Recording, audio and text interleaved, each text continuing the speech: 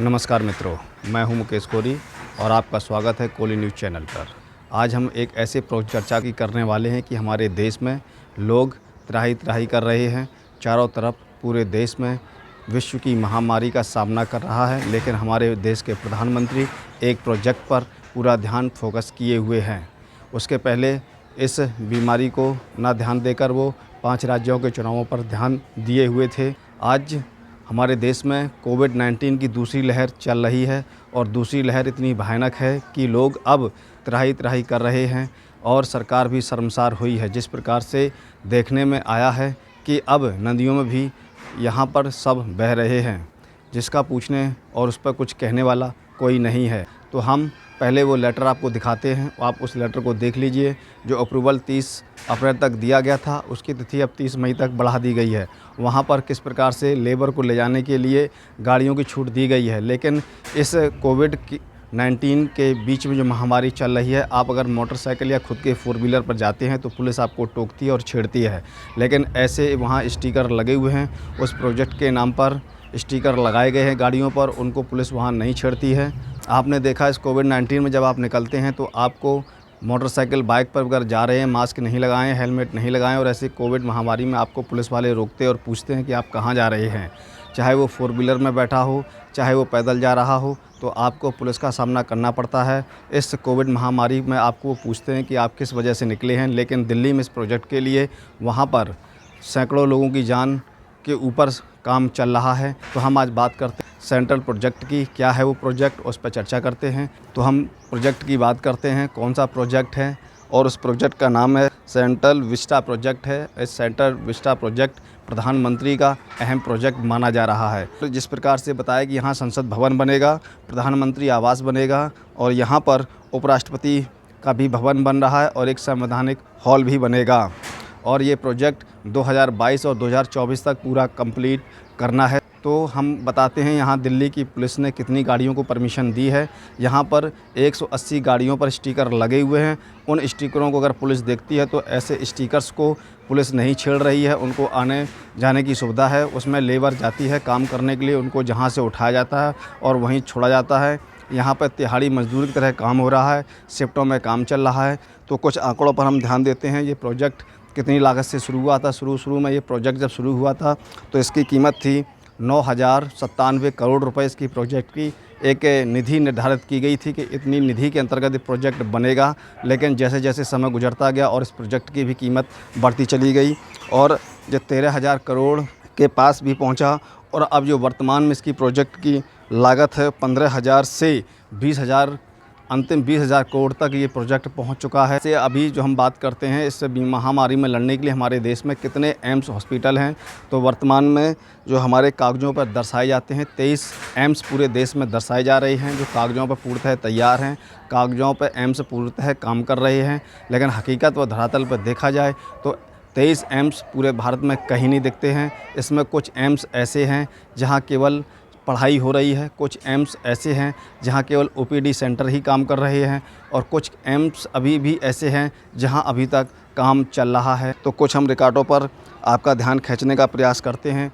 जिस प्रकार से 2003 में भारत के स्वर्गीय पूर्व प्रधानमंत्री अटल बिहारी वाजपेयी ने लाल किला की प्राचीर से, लाल किला के मंच से खड़े होकर देश में 6 एम्स की घोषणा की थी और उनकी सरकार बीच में ही गिर गई थी और उनके ये 6 एम्स बनाने का प्रोजेक्ट का सपना ख़त्म हो गया था।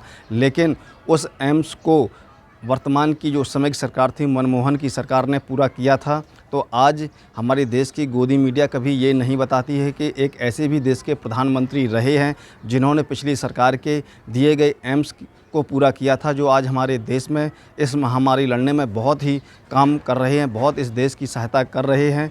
और गोदी मीडिया ने कभी भी उस तरह ध्यान नहीं खींचा। लेकिन गोदी मीडिया इतना ज़रूर कहती है कि 70 साल के बाद जितने भी नए काम हो रहे हैं सब मोदी जी ही कर रहे हैं, कांग्रेस ने कुछ नहीं किया है। लेकिन ऐसा कुछ नहीं है। आज हम वो सच्चाई बताएंगे जब 2003 में अटल बिहारी वाजपेयी ने लाल किला की प्राचीर से पूरे देश में 6 एम्स बनाने की जो घोषणा की थी, लेकिन उनकी सरकार बीच में ही गिर गई थी। लेकिन तो मनमोहन सिंह ने उन प्रोजेक्ट को पूरा किया था। जो मोदी सरकार ने जो एम्स की घोषणा की है, उन एम्स में केवल कुछ एम्स ऐसे हैं जहां केवल अभी क्लासेस चलती हैं, वहां पढ़ाई की जाती है, और कुछ एम्स ऐसे हैं जहां केवल ओपीडी सेंटर चल रहे हैं और वहाँ कोई सुविधाएं पूर्णतः नहीं है। और कुछ एम्स अभी भी ऐसे हैं प्रधानमंत्री के कार्यकाल के घोषित किए गए कि वहाँ पर केवल अभी बिल्डिंग्स ही बन रही हैं, काम पूरा नहीं हुआ है।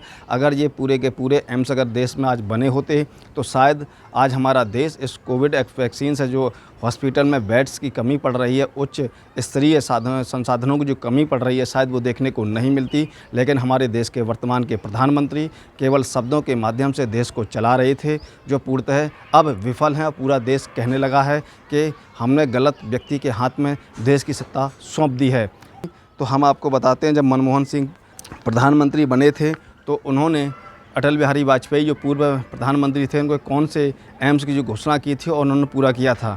सबसे पहले उन्होंने दिल्ली में एम्स बनवाया, उसके बाद फिर उन्होंने भोपाल में एम्स बनवाया, फिर भुवनेश्वर में एम्स बना, फिर जोधपुर में एम्स बना, पटना में एम्स बना, रायपुर में एम्स बना और ऋषिकेश में एम्स बना।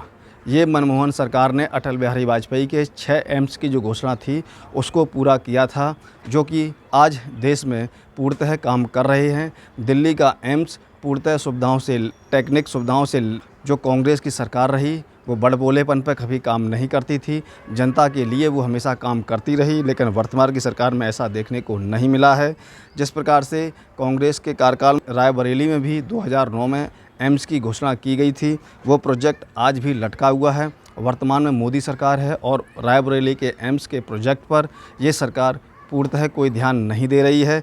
तो यहाँ पर जो है वो आपको हम लेटर दिखाएंगे। दिल्ली की जो कमिश्नर हैं दिल्ली के, उन्होंने जो लेटर जारी किया है काम करने के लिए सेंट्रल बजट प्रोजेक्ट के लिए, वो लेटर आप देखिए।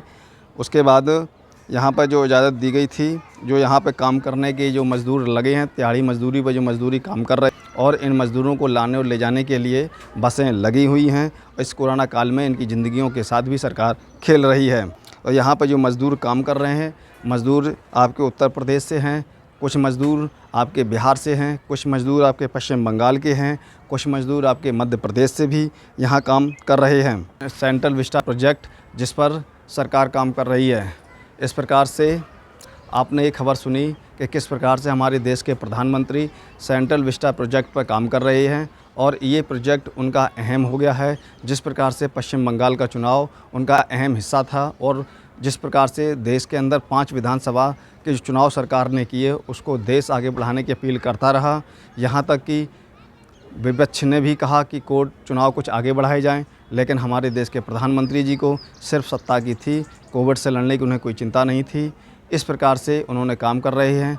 आज हमारे देश में लोग ऑक्सीजन बेड की कमी से मर रहे हैं।